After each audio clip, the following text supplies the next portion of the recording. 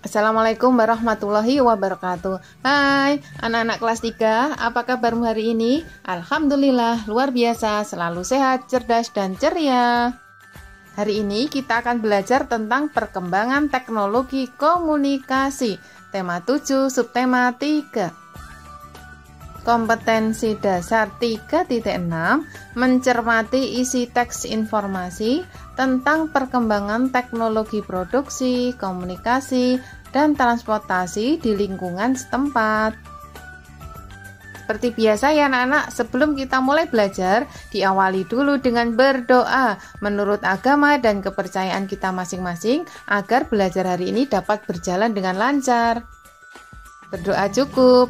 Anak-anak, tolong siapkan alat tulis kalian ya, nanti untuk mencatat hal-hal penting yang Ibu sampaikan. Tujuan pembelajaran hari ini adalah yang pertama, siswa dapat memahami arti dari komunikasi. Yang kedua, siswa dapat menjelaskan komunikasi langsung dan komunikasi tidak langsung. Sedangkan tujuan yang ketiga adalah siswa dapat menyebutkan alat komunikasi tradisional dan alat komunikasi modern. Kita awali dengan sejarah komunikasi ya anak-anak.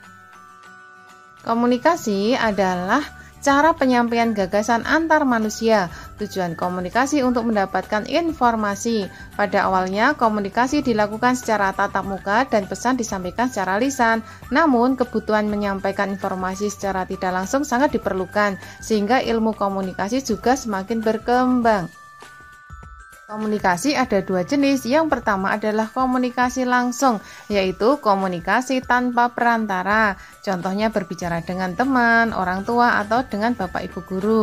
Yang kedua adalah komunikasi tidak langsung, yaitu komunikasi dengan alat untuk menyampaikannya. Misalnya dahulu dengan surat.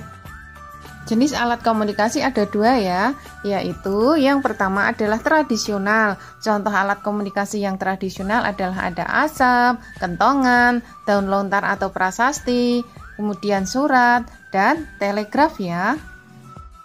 Sedangkan jenis alat komunikasi yang kedua adalah yang jenis modern.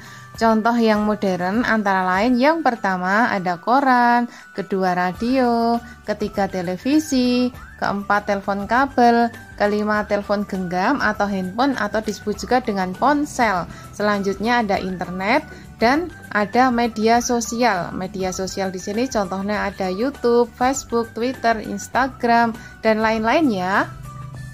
Kita bahas satu persatu ya. Yang pertama adalah asap. Dulu suku Indian menggunakan asap sebagai tanda pesan. Sekarang saat tersesat di hutan, salah satu hal yang penting paling efektif adalah digunakan asap.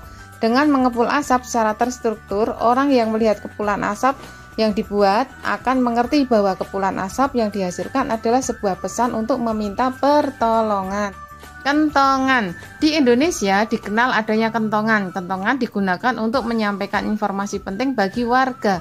Kentongan merupakan alat komunikasi yang mengeluarkan suara. Kentongan sampai saat ini atau sekarang masih sering digunakan, yaitu saat ronda atau membangunkan sahur.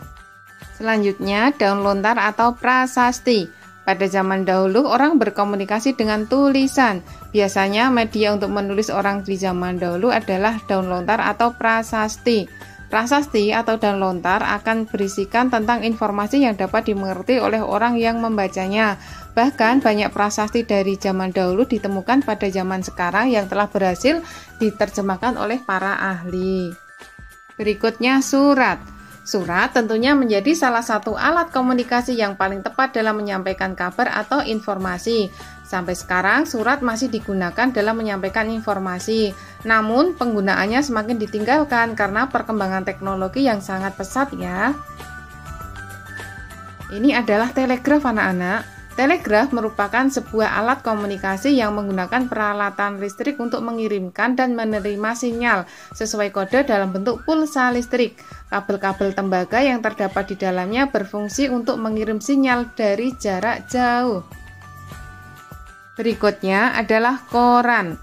Koran atau majalah merupakan sarana informasi dan komunikasi modern yang dikembangkan atau cikal bakal dari sebuah surat, sehingga orang dapat mengetahui berbagai informasi di sekitarnya dengan berita-berita dari yang ringan hingga yang paling berat ya.